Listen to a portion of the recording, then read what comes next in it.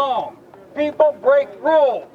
We all break rules. Yes. But you don't defy your core values.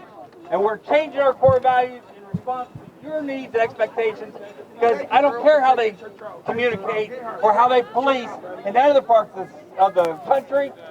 We have to communicate and police the way you demand the expectations of the Columbus Police. So we have to make sure we hold people accountable, and that's what I've done.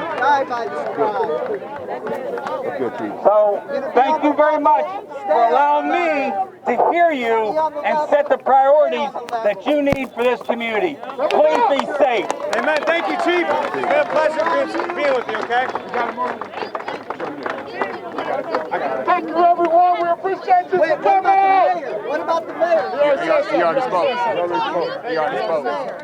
There's a lot of issues to balance. We have to balance the officers coping with day on end uncertainty in our city, and we have to deal with and balance the needs and the interests of the people that need to be heard in the city so we can make constructive change. And it's a lot to balance, and we're getting the job done.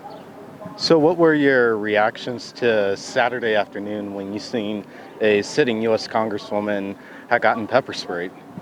Well, certainly that's always something you want to avoid. However, she certainly was not a target of pepper spray. The way pepper spray works is that you use it to create a contamination in areas so people leave. But you got to remember, officers stand right there too.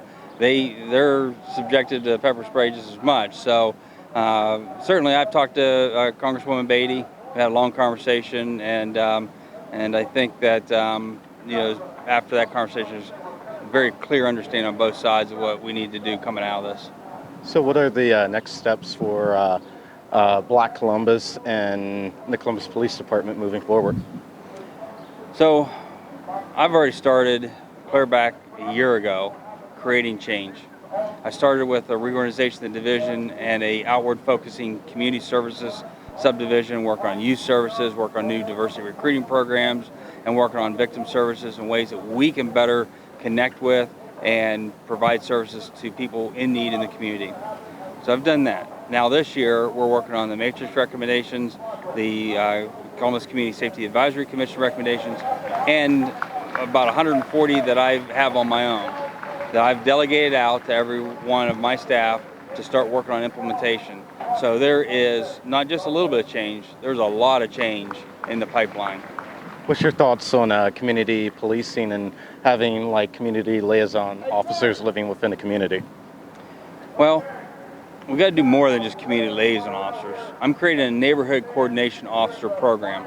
The neighborhood coordination officer program is going to limit the number of people that neighbors need to know in their neighborhood. If we can get people to live in the neighborhood, that's fantastic. But if not, they're still going to have a small select group of people that they need to know, and they can go to that officer, and that officer can take care of making all the connections throughout the department to whatever resource we have to fix the problems.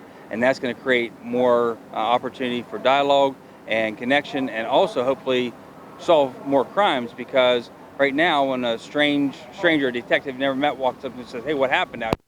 Thank you for watching the UnBought and UnBossed show. If you haven't already subscribed to our channel, what's holding you back from smashing the subscribe button? Don't forget to hit the bell to get notified every time we post a new episode. Devontae will be back here every single weekday, breaking down the most important news stories to Black America. We'd love for you to share this episode with your friends and family.